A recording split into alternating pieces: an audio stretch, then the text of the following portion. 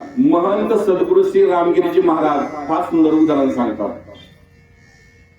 म्हटले आपल्या भागातला एक व्यक्ती काशीमध्ये गेला. त्याची इच्छा होती मला मरणपड पाहिजे, काशीमध्ये पाहिजे, म्हणून घरदार बायका मुलं सर्वांचा त्याग केला आणि गेला काशीमध्ये. 6 वर्ष काशीमध्ये राहिला. किती? 6 वर्ष काशीमध्ये राहिला. आणि काशीमध्ये राहिल्यानंतर त्याला स्मरण झालं घरच्यांचं. म्हटलं अरे घरच्यांना भेटून परत आपण काशीमध्ये येऊ, या इच्छेने तो घरी आला. घरी आल्यानंतर पत्नीला बघितलं, मुलांना बघितलं, मुलींना बघितलं. एवढा आनंद झाला, एवढा आनंद झाला, एवढा आनंद झाला, आनंदाचं रूपांतर दुःखात झालं. काय झाला? आनंदाच्या भरात मरण कुठं आलं? घरी. इच्छा कुठे होती? इच्छा कुठे होती? काशीमध्ये. नाही बरं, काशीमध्ये आलेलं मरण मुक्ती देते. आणि नंबर 3, भगवंताचं दर्शन घेता घेता आलेलं मरण. भगवंताचं दर्शन घेता घेता आलेलं मरण माणसाला मुक्त बनवतंय, मुक्त करून टाकतं म्हणले ती. पण कधी आलं पाहिजे? दर्शन घेता घेता. कुणाला आलं?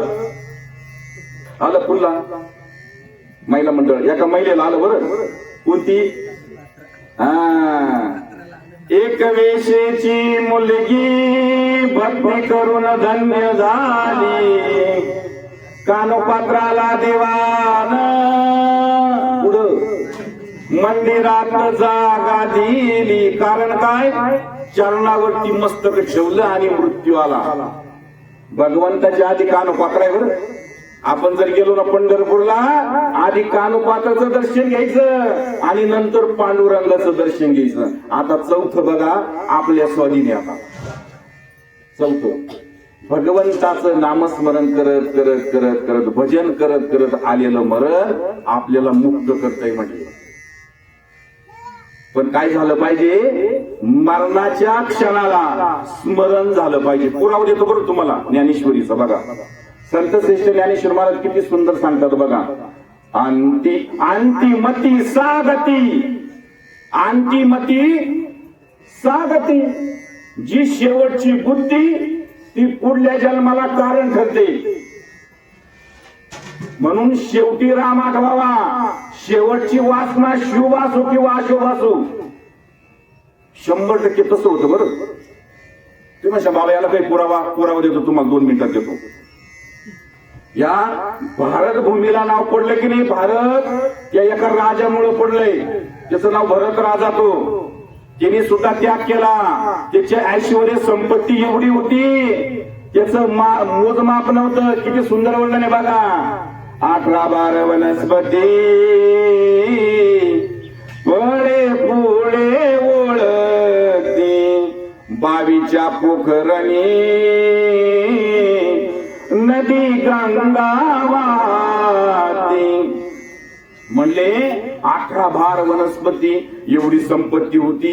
एवढी संपत्ती असताना विवेक जागरूक झाला. त्याला असं वाटलं अरे आपण भगवंताची प्राप्ती केली पाहिजे, ईश्वराची प्राप्ती केली पाहिजे. आपलं जीवन असंच चाललंय म्हटले. म्हणून एक जिज्ञासा तयार झाली. जिज्ञासा तयार झाल्यानंतर एकांतामध्ये गेला. दिन रजनी हाची धंदा, गोविंदाचे पवाडे. बघा बर का, रात्रंदिवस भजन करायचा. 24 तास भजन करायचा. ईश्वराशी एकरूप व्हायचा. कुणासारखं? एकरूप कुणासारखं झालं पाहिजे सांगू जाऊ का? म्हणले ती एक राजाची मुलगी होती. तिचं नाव मीराबाई. ती मीराबाई होती. ती भगवंताशी एकरूप व्हायची, त्या भजनात एकरूप व्हायची. पायामध्ये चाळ बांधायची, हातामध्ये विना घ्यायची आणि कृष्णाच्या मूर्ती पुढे नृत्य करायची. एकरूप होऊन जायची बिचारी. लोक कौतुक करायचे. जोपर्यंत लहान होती ना तोपर्यंत तिचं कौतुक व्हायचं. आता ती लग्नाची झाली. लोग कहे मेरा वैरे बावरी, बाप कहे कुलनासी, कुलनासी.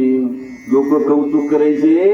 मोठी झाल्यानंतर लोक म्हणायचे काय तुमची मुलगी नृत्य करते, काय एकरूप होते. आणि बापाला वाईट वाटायचं म्हणले, आता ही लग्नाची झाली तरी देहभान विसरते म्हणले. आणि खरं सांगू का, देहभान विसरेपर्यंत करण्याच्या भजनालाच खरं भजन म्हणतात. देवा आता ऐसा, तुकारामांची भाषा बर का, देवा आता ऐसा करी उपकार, देहाचा विसर पाडी माझ. हे देवा, हे भगवंता, माझ्यावर एक उपकार कर. भजनामध्ये मी स्वतःला विसरलो पाहिजे, गाडाळणे पाहिलं पाहिजे. तीनदा किती वाजले स्वतःला विसरून गेला पाहिजे. हा, जशी ती मुलगी विसरायची. बापांना हिनं घराचं नाव घातलंय, हिनं गावाचं नाव घातलंय, हिनं राज्याचं नाव घातलंय. पत्नीला सांगितलं विषाचा प्याला तिला द्या. विषाचा प्याला घेतला आईना. 9 महिने 9 दिवस वाढवलेले. तिला दुःख बघा, मुलीला विष द्यायचंय. मग हातात प्याला घेतला आणि हातात प्याला घेतल्यानंतर मीराबाई जवळ गेली आणि मीराबाई म्हणले, मीराबाई एक तर विषाचा प्याला घ्या, नाहीतर भजन बंद करा. काय म्हणली ती मीराबाई? मीराबाई म्हणली, आता भजन बंद होणार नाही. विषाचा प्याला स्वीकारीन पण भजन बंद होणार नाही. का बरं? वळण पडलं होतं इंद्रियांना, गुढी लागली होती भगवंताची. विष का प्याला राजाजीने भेजा, पिवत मेरा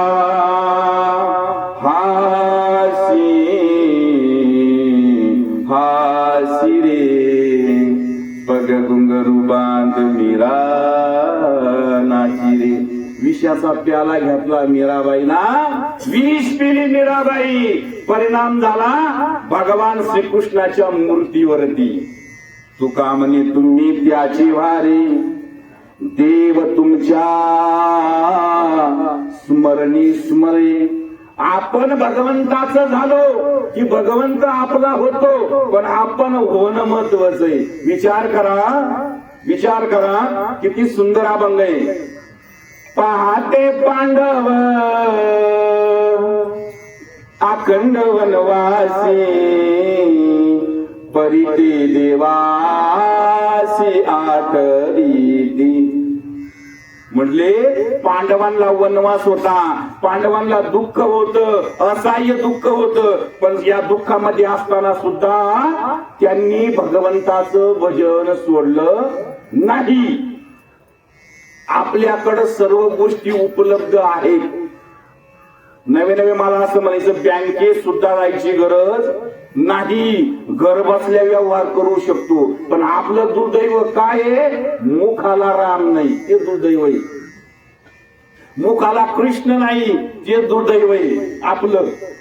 तिथं असह्य दुःख होतंय त्यांना, पण ते भगवंताला विसरले नाही. माऊलीनं हरिपाठात पहिल्याच अभंगात सांगितलं, द्वारकेचा राणा पांडवा घरी द्वारकेचा राणा. का पांडवा घरी द्वारकेचा राणा? अखंड भजने म्हणून घरी द्वारकेचा राणा. तो भगवान श्रीकृष्ण घरीवर सांगत होतो तुम्हाला मी, एकांतात गेला हा राजा. बघा बरं, शेवटची जी बुद्धी असते त्या बुद्धीच्या जोरावरती पुढला जन्म ठरतो. तुम्हाला पुष्टी देतो, तुम्हाला पुरावे दिले. बघा, मोठा पुरावा आहे हा. बघा, म्हटले सर्व घरदार बायका मुलं सर्व सोडून गेलेला राजा एकांतात बसला, दिवस रात्र भगवंताचं भजन करायचा. पण त्याच्या जीवनामध्ये एकदा असा प्रकार घडला, स्नानाला गेला आणि स्नानाला गेल्यानंतर एक गर्भवासाचं हरिण होतं, त्याच्या पाठीमागे लागलेला वाघ होता. इकडे लक्ष द्या. म्हणले गर्भवासाचं हरिण होतं, त्याच्या पाठीमागे लागलेला वाघ होता. हरणाने या तडीहून त्या तडीवर उडी घेण्याचा प्रयत्न केला. परिणाम गर्भाला ताण पडला, गर्भ पाण्यात पडला. हात डोळ्याने बघितल्यानंतर तो गर्भ वाहत त्याच्या जवळ आला. तिने हातावरती घेतला, त्याला प्रेम निर्माण झालं. घरदार बायका मुलं सर्व सोडून आलेला होता बिचारा. एकांतात आला, ईश्वर स्वरूप व्हायचं होतं, पण आता या हरणावरती प्रेम जडलं. नवे मला असं सांगायचंय, त्या हरणाला घेऊन हा पर्णकुटीत आला. पर्णकुटीत आल्यानंतर एवढ्यांचा त्याग केला, हलनाचा लढा लागला, एवढा हलनाचा लढा लागला. म्हणून मी सांगत असतो, कधी कधी बाप किंवा कधी कधी आई मुलाच्या संबंधाने अटकतात. कधी कधी बाप सुद्धा मुलाच्या संबंधाने अटकतो बरं का, आई सुद्धा मुलाच्या संबंधाने अटकते. तुम्ही म्हणशाल बाबा असं का बोलता, पुरावा देऊ का? महाभारतातला पुरावा देतो बघा, किती सुंदर पुरावा आहे. म्हटले कौरव पांडवांचं युद्ध चालू असताना या रथावरती, भगवान श्रीकृष्णाच्या रथावरती कोण कोण होतंय? लक्ष द्या इकडं. म्हटले भगवान परमात्म्याच्या रथावरती कोण कोण होतंय? भगवान श्रीकृष्ण होते, आणखी अर्जुन होता, आणखी कोण होतं? हनुमंतराय होते. त्याला विसरू नका बरं. माऊली किती गोड उरी उभी बघा. ध्वजस्तंभावरी वानरू तो मूर्तिमंत शंकरू. मला असं म्हणायचंय, तो रथ कुणामुळं चालत होता? हनुमंतामुळं. हा रथ कुणामुळं चालतो? हा रथ कोणामुळं चालतोय? मला असं वाटतंय हनुमंतामुळं चालतो. पवन म्हणजे वारा, पवन पुत्र, याच्यामुळेच रथ चालतोय बरं. बघा सांगत होतो, बाप मुलाच्या संबंधाने कसा अटकतो बघा, सुंदर उदाहरणी. आता मला सांगा बसलेली मंडळी, अर्जुनाचे गुरु कोण? अर्जुनाचे गुरु नाही माहिती. अर्जुनाचे गुरु कोण? द्रोणाचार्य. बरोबर ना? कृष्ण नाही बरं, द्रोणाचार्य. बाल अवस्थेत अर्जुनाला परंगत करणारे कोण? द्रोणाचार्य. बघा बरं, द्रोणाचार्य. आता समोर द्रोणाचार्य आहेत आणि अर्जुन म्हणतोय भगवान श्रीकृष्णाला, म्हटले कृष्णा, हे भगवंता, हे परमेश्वरा, पुढं माझे गुरु आहे आणि गुरुला मारणं एवढं सोपं नाही म्हटले. बघा बरं, गुरुला मारणं एवढं सोपं नाही. मग काय केलं पाहिजे? कसं काय मारू म्हटले मी? बघा बरं, म्हटले गुरु पुढे माझे गुरु आहे, यांना मी मारू कसं? प्रश्न निर्माण होतोय म्हटले. तेव्हा भगवान श्रीकृष्ण म्हणले, लक्ष द्या बरं, कृष्ण म्हणले मला आज कळलं मारणारा तू आहेस. मारणारा तू आहे का? म्हटले नाही. करणारा कोण आहे? भगवंत आहे, तो ईश्वर आहे. त्याच्या सत्तेने सर्व गोष्टी होतात. आपली सत्ता चालत नाही. अहो, आपली सत्ता जर याच्यावरती जर असती ना, मला असं वाटतंय आपण याला म्हातारा होऊनच दिलं नसतं किंवा आपण दादांना जाऊन दिलं नसतं. आपली सत्ता असती तर. आपली सत्ता नाही याच्यावरती. याच्यावर बऱ्याच जणांचा अधिकार आहे. सांगून जातोय मी बघा.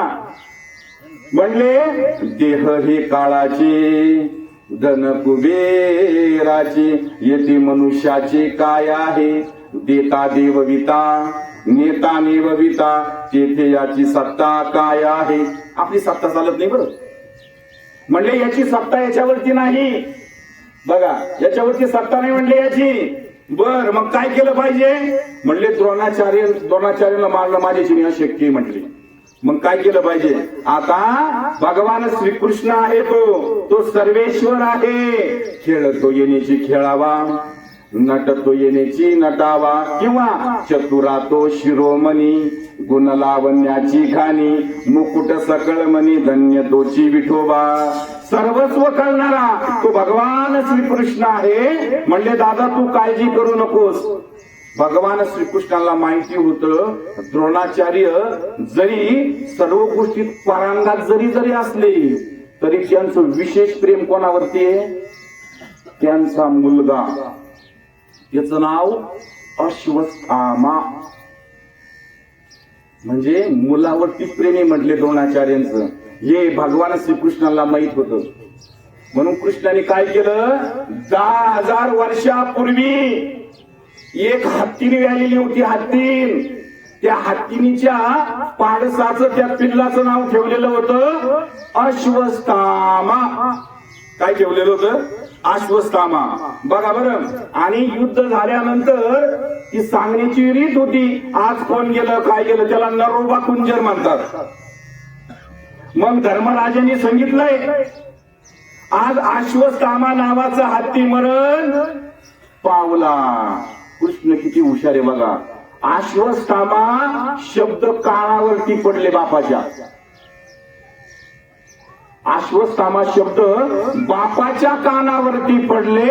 भगवान श्रीकृष्णाने शंख फुगला. परिणाम पुढला ऐकायला मिळालं नाही. बापाला वाटलं माझा मुलगा मरण पावला. प्रेम कोणावरती होतं? मुलावरती जास्त होतं. बाबर शस्त्र सर्व खाली ठेवले आणि तेवढ्या वेळात जावं लागलं, मरावं लागलं. कोणाला? द्रोणाचार्यांना. नाही तर मारणं शक्य होतं का? अशक्य होतं. चारी ते आचार्य ज्ञानवाने गुणवाने साऱ्या गोष्टीत पारंगत होते, पण प्रेम कोणावरती होतं? मुलावरती. सांगून जातो, मुलावरती प्रेम असल्यामुळं त्या मुलाच्या प्रेमाच्या संबंधानं मरावं लागलं. म्हणजे कोणामुळं अटकले? मुलामुळं अटकले. आता इथं बघा सुद्धा तीच अवस्था आहे. 24 तास भजन करणार आहे, पण शेवट सांगायचं मला त्याचा. शेवटी मरणाच्या वेळेस त्याला घरच्यांचं स्मरण नाही झालं, त्याला शेवटी स्मरण झालं हरणाचं. कारण की प्रेम कोणावरती करत होता? जास्त हरणावरती. म्हटले मी गेल्यानंतर माझ्या हरणाचं कसं होईल?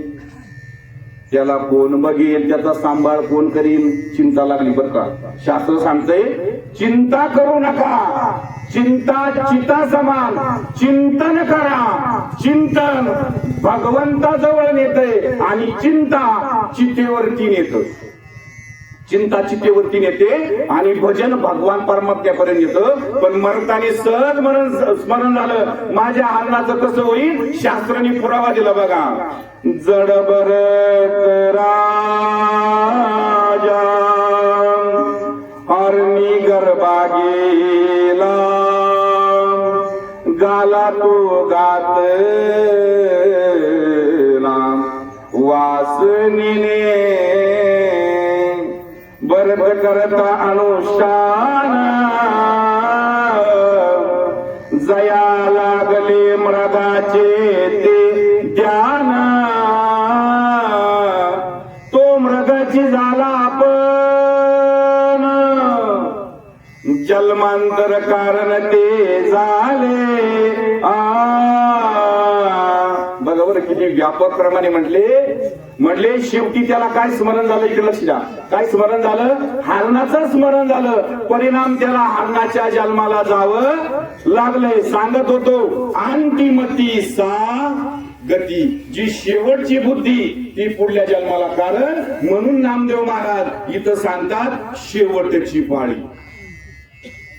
एक मनुष्य जन्म चुकलिया वर्म, फेरा पडे याच जन्मी ओळखी करा आत्माराम, संसार संभ्रम भोगू नका. त्यांनी म्हणले संसार करा, संसार करावा नीट नेटका, तो दिसू नये फाटका, त्यात असू द्यावा हरिनामाचा चटका चटका. संसारी असावे आसुनी नसावे, भजन करावे वेळोवेळा. संसारात असावं म्हणले, पण आसून नसल्यासारखा असावा, चिटकलेला नसावा. आणि जर हात चिटकेला असेल तर सुटत नाही. बरोबर कोणाचं परत आलं संसार? बरं संसार कोण करत नाही जगाच्या पाठीवर? अहो सांगून जातो बरं, संसार कोण करीत नाही. माकडा कोकडांना पोरं होतात, माकडं कोकडं. आज तुम्हाला सांगतो जगाच्या पाठीवर जेवढे काही प्राणी आहे की नाही ते सुद्धा थाटामाटात संसार करतात, थाटामाटात करतात. ते पक्षी अंगणी उतरती, एका गुंतोनिया राहती, तैसे असावे संसारी, जोवरी प्राचीनाची दोरी. जोपर्यंत बॅलन्स आहे ना तोपर्यंत आपण आहे प्रत्येक जण. जोपर्यंत फोन मध्ये बॅलन्स आहे तोपर्यंत फोन लागतो, आणि बॅलन्स संपल्यानंतर म्हणले मालक जरी असला तरी फोन लागत नाही. बघा बरं का, सांगायचं तात्पर्य, जोपर्यंत बॅलन्स आहे तोपर्यंत आपल्याला हे सर्व साध्य करून घ्यायचंय. आणि बॅलन्स संपल्यानंतर उपयोग होणार नाही. बघा बरं का, म्हणून याच जन्मी ओळखी करा आत्माराम, संसार संभ्रम भोगू नका. संसारी असावे असूनी नसावे, आणि भजन करावे वेळोवेळा. कोणतंही काम असू द्या, प्रत्येक कामामध्ये आपण भजन केलं पाहिजे. कामामध्ये काम तुम्ही मना राम राम समजू.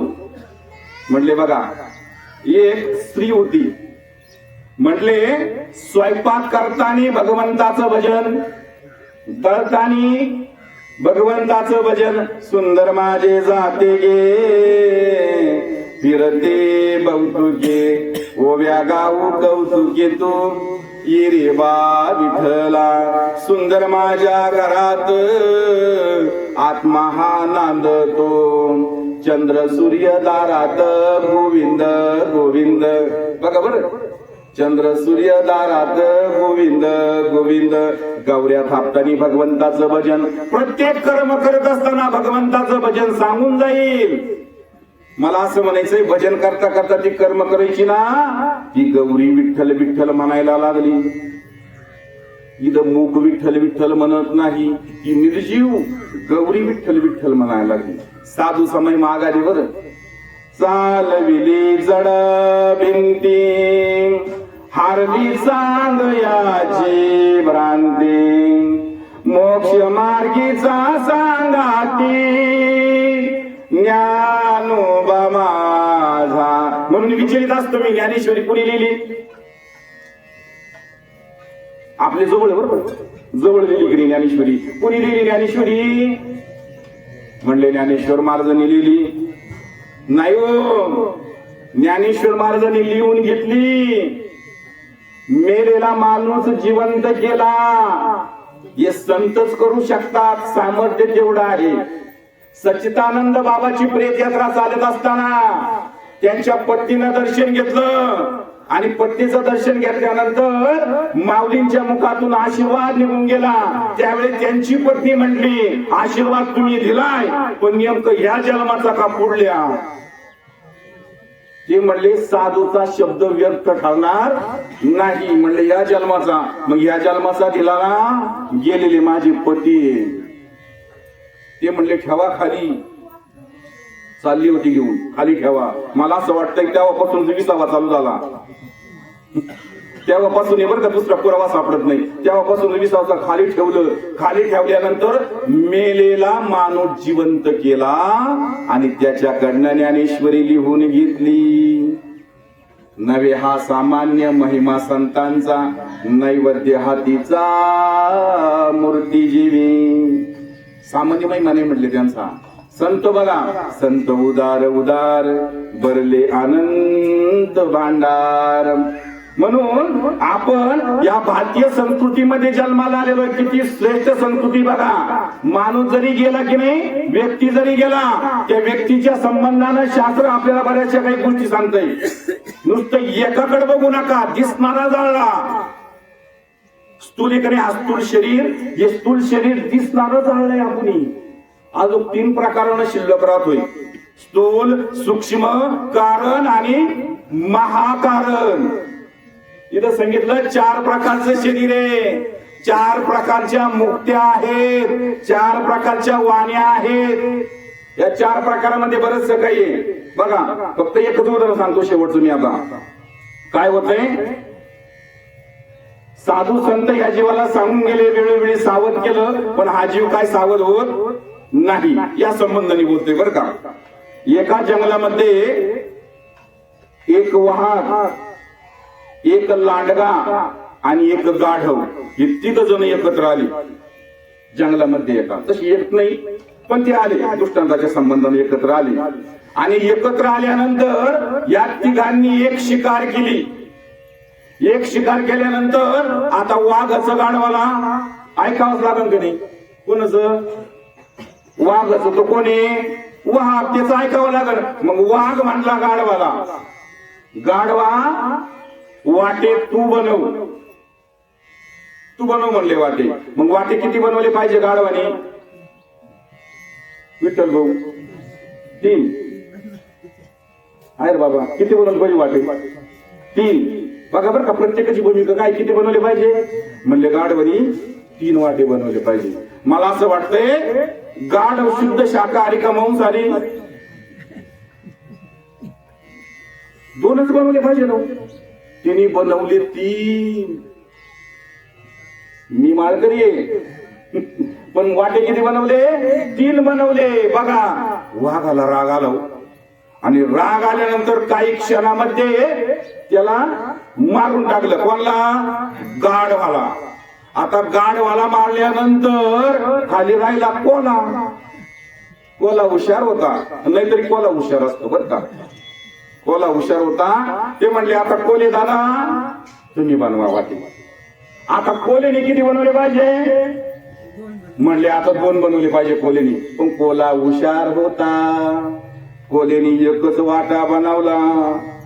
वाघ म्हणला दादा असं का रे 1 का बनवला? ते म्हणले बघा बर का 1 का बनवला? त्यावेळेस तिने कारण सांगितलं. म्हणले मी गाढवाची अवस्था बघितली, मी सावध झालो. कळलं तर बघा, काही आता कळलं, काही उद्या सकाळी कळलं. बघा बर का, म्हणले मी गाढवाची अवस्था बघितली, मी सावध झालो. एक पाहता एकाची दहने. म्हणले आपण अंत्यविधीला जातो, शोक करतोय, रडतो, पण सावध होतो का? आणि साधू म्हणतो हा सावध झाला पाहिजे, पण हा सावध होत. सांगू का काकड्याचं प्रमाण किती गोडे बघा. चालता वाट पुढे भय वाट त्याची ती, बहुत जन गेले नाही आले मागुती, न देखू काय झाले कान तरी ऐकती, बैसलो संधी बागी तुझ धरुनीची ती, आता माझी करी चिंता दान दे भगवंता, पाठीपुटी नाही कोणी निर्विसर्जन संत. म्हणले डोळ्याने आम्ही बघितलं, पुष्कळ लोक आमच्या देखत गेले, हो चांगली चांगली गेली, आमच्यावरती प्रेम करणारी लोक निघून गेली डोळ्या देखत, पण आम्ही काय सावध झालो नाही. सोपं उदाहरण आहे बघा, जास्त वेळ नाही घेत, 15 मिनिटं घेतो बघा बरं का. म्हणले लोक सावध होत नाही. अहो आपल्याला तीर्थयात्रा करण्यासाठी जायचंय, 1 महिना आधीच नियोजन करतो, किंवा गावामध्ये अखंड हरिनाम सप्ताह वर्षाच्या वर्षाला असतो, ती कधी तयारी करतात लोक? 1-2 महिना आधीच तयारी करतात भाऊ. कोणते बाबा ठेवायचे, काय करायचं, 1-2 महिने आधीच तयारी करतात. तीर्थयात्रा जायचं असले तरी तयारी करतोय. म्हटली मिरची घ्या, पोळ्या घ्या बांधून संग, मिरची बनवा, जातानी रस्त्याने जातानी हॉटेल बिटेल नको, कोणतं कसं म्हणले लिंबाचं झाड बघू आणि तिथं आपण ग्रहण करू किंवा अन्न खाऊ, याची सर्व तयारी करतो ना आजीव. पण एक दिवस आपल्याला हे जगच सोडून जायचंय. काय तयारी केली? तयारी करावं लागते बरं का. तयारी केली तर प्रवास संपल, आणि तयारी जर केली नाही प्रवास संपणार नाही. हे जन्म मृत्यूचं राडगाड आपल्या मागं लागल. पुनरुपी जननम पुनरुपी मरणम पुनरुपी जननी जठरे शयनम, ये संसारे फल दुस्तारे कृपया पारी पाहि मुरारी, भज गोविंदम भज गोविंदम. बाबर का हे जन्म मरणाची अनिष्ट परंपरा आपल्या मागं लागल. पण कधी सावध झाला तर संपेल, पण बेसावध जर राहिला तर जन्म मरण टळणार नाही. म्हणून साधूचं अट्टाशे साधूचं सांगणं आहे, या जीवानं सावध झालं पाहिजे. म्हणून नामदेव महाराज म्हणले शेवटचं आहे, म्हणले इथं संधी आहे आपल्याला प्रत्येकाला, कारण की तो अधिकार प्रत्येकाला आहे. चांडाळाचा सुद्धा उद्धार होऊ शकतो भजनानी. कोणाचा? चांडाळाचा. असं सांगतंय गरुड पुराण सांगतंय, चांडाळ जरी असला त्याचा उद्धार होईल. म्हणले या कलियुगामध्ये सगळ्यात सोपं साधन आहे काय? नाम साधन. नामासी विलमुख तो नर पापिया, हरिविन धावया न पावे कोणी. मी तो अल्पमतीहीन काय वर्णू तुमचे गुण, उदकी तारिले पाशान हे महिमान नामाचे, नाम चांगले चांगले माझ्या कंठी राहो भले कपी कुळ उतरिले मुक्त केले राक्षसा. म्हणले ह्या नामस्मरणाने माकडांचा उद्धार झाला, शिळावती मनुष्य झाली, थोर कीर्ती वाखाणली. कशी घडले? आणि कलियुगामध्ये नामस्मरणाला महत्व आहे. योग याग विधी येणे नवी सिद्धी वायाची उपाधी दंभ धर्म. म्हणून त्यांनी सांगितलं शेवटच्या चरणात नामदेव महाराज म्हणतात नामा म्हणे विठू भक्ताची द्वारी. असं भजन पूजन नामस्मरण कीर्तन जर केलं ना तो भगवंत भक्ताच्या द्वारी असतो आणि सुदर्शन चक्र घेऊन त्याची मदत करतो किंवा ते संकट त्याचं दूर करतो. उदाहरण सांगत होतो, काय झालं शास्त्र सांगतंय किंवा गरुड पुराण एका ठिकाणी असं सांगतंय, म्हटले हसण्याचे प्रकार आहे बरोबर का. जे हसतय ना, जी स्त्री हसती ना तिच्या जवळ बसू नका म्हटली. म्हटले का एक स्त्री हसली, कोणती? द्रौपदी. कोणला? म्हटले दुर्योधनाला. काय म्हटली? आंधळ्याची पोरं, आंधळ्याची मराठीतून बोललो मी, आंधळ्याचे पुत्र आंधळे. बघा बर का काय म्हणली? आंधळ्याचे पोरं आंधळे. बघा बर का एवढा राग आला दुर्योधनाला. एक तो कोण होता? तो दुर्बुद्धीचा दुर्योधन. तो म्हटला आम्हाला असंही नव्हती ना, तू आमच्या बापावर नाही नव्हती ना. म्हटले तुझं वस्त्र हरणच करीन म्हटले मी, तेव्हा शांत बसन. तसं काय शांत बसणार? पायी ठिन घ्या का वस्त्र हरण करीन तेव्हा शांत बसन. तसं काय शांत बसणार नाही. आणि बघा भर सभेमध्ये वस्त्र हरण होतंय, दुःशासन साडी ओढतोय. मला काय सांगायचं शेवटचे चरण सांगायचं बघा आणि सेवा संपवायची. म्हटले वस्त्र हरण करतोय कोण? दुःशासन. दुःशासन वस्त्र हरण करत असताना त्या ठिकाणी हिचे पती बसलेले होते. 5 पती बसलेले होते. हे काही करू शकले नाही. सर्व आचार्य मंडळी होती, हे सुद्धा काही करू शकले नाही. मन तिनं धावा केला कुणाचा? कोटे कुंतलासी द्वारकेचा राया वेळ का सकया लावेला. कोटे कुंतलासी द्वारकेच्या राया वेळ का सकया लावेला. दीनानाथ प्रीद सांभाळी आपुले नको पाहू के पाप पुण्य. संकट ओढवलं, जोपर्यंत सामर्थ्य होतं तोपर्यंत साडी ओढत होती. आता असह्य झालं, वरती हात केले, निष्काम झाली. आणि खरं सांगू निष्काम झाल्यानंतर भगवंत धावून येतो. निष्काम झाली, तिनं वर हात केलं. मग भगवंताने काय केलं? साडी पुरवली. कोणाला? द्रौपदीला. सांगायचं तात्पर्य माझं काय? नामा म्हणे विठू भक्ताची द्वारी घेऊन या करी सुदर्शन. तो सुदर्शन चक्र घेऊन भक्ताचं रक्षण तो भगवान परमात्मा करतो. म्हणून बघा 10 दिवसापूर्वी वैकुंठवासी कैलासवासी मोहन विठ्ठल मुंबले ह्या बापाला तुमच्या आमच्यातून जाऊन 10 दिवस झाली. त्यांच्या दशक्रिया विधी निमित्त ही सेवा आहे. सांगून जातो 10 मिनिटं घेतो फक्त, कारण की एका ठिकाणी संत मंडळी फार सुंदर वर्णन करतात. बाप गरी जोडी लेकराची ओढी.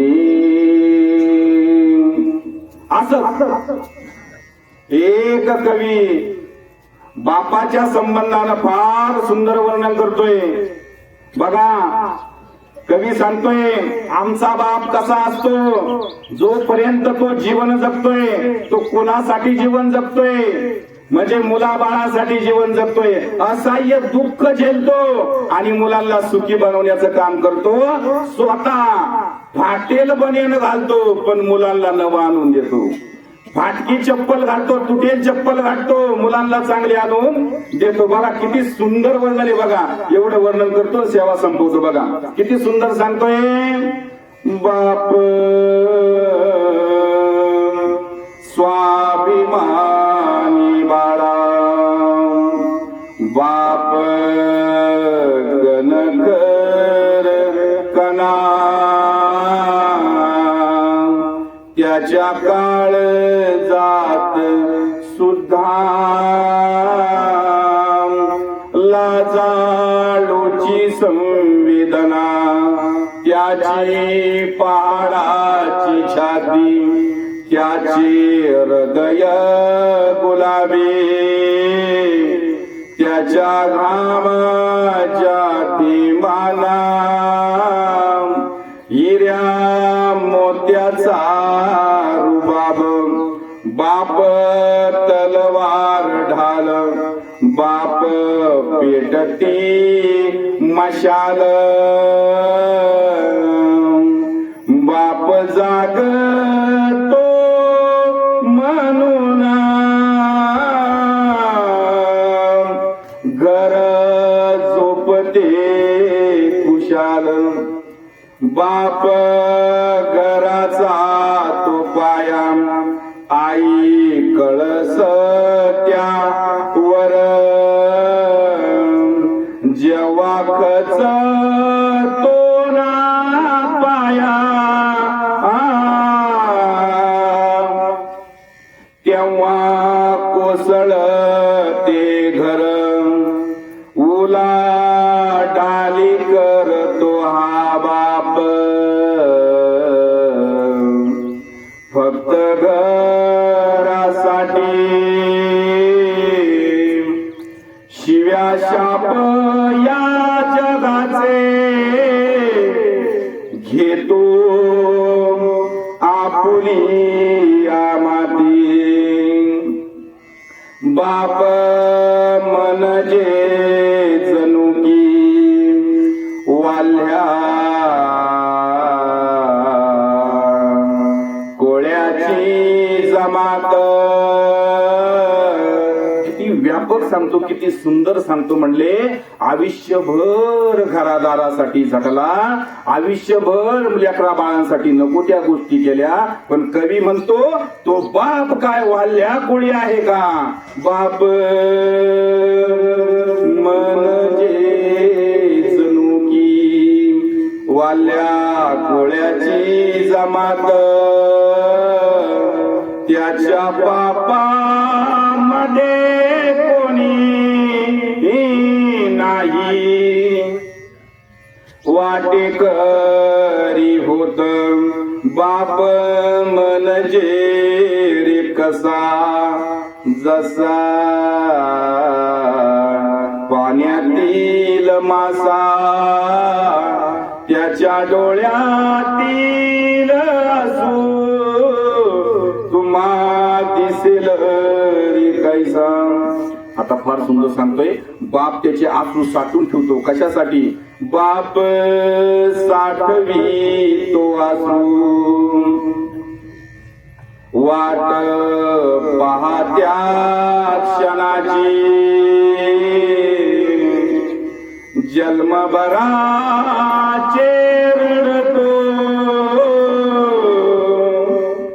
लेक जाताना सासरी जन्मभराचे रडतो लेक जाताना सासरी असं व्यक्तिमत्व असा हा बाप 10 दिवसापूर्वी आपल्यातनं निघून गेला आपल्यावर प्रेम करणार आपल्यावरती प्रेम करणार जिव्हाळ्याचं व्यक्तिमत्व म्हणजे बाप आपल्यातून निघून गेला 10 दिवस झाली सांगून जाईल मी ज्याला डोळे नाही त्याला डोळ्याची किंमत ज्याला हात नाही त्याला हाताची किंमत ज्याला पाय नाही त्याला पायाची किंमत ज्याला आई नाही त्याला आईची किंमत आणि ज्याला बाप नाही त्याला बापाची किंमत स्वामी तिन्ही जगाचा आई विना भिकारी किंवा बापा विना भिकारी झालेली सेवा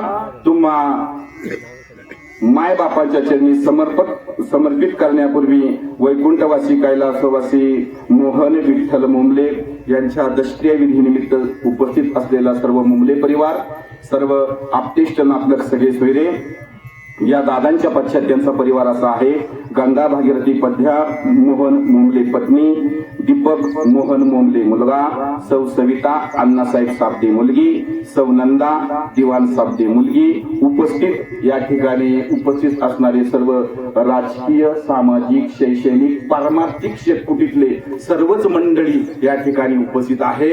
आज तुमच्या सर्वच मायबापाच्या चरणी सेवा समर्पित करतो. सेवेला पूर्ण विराम देतो. विठ्ठल विठ्ठल विठ्ठल विठ्ठल विठ्ठल. पुंडलिका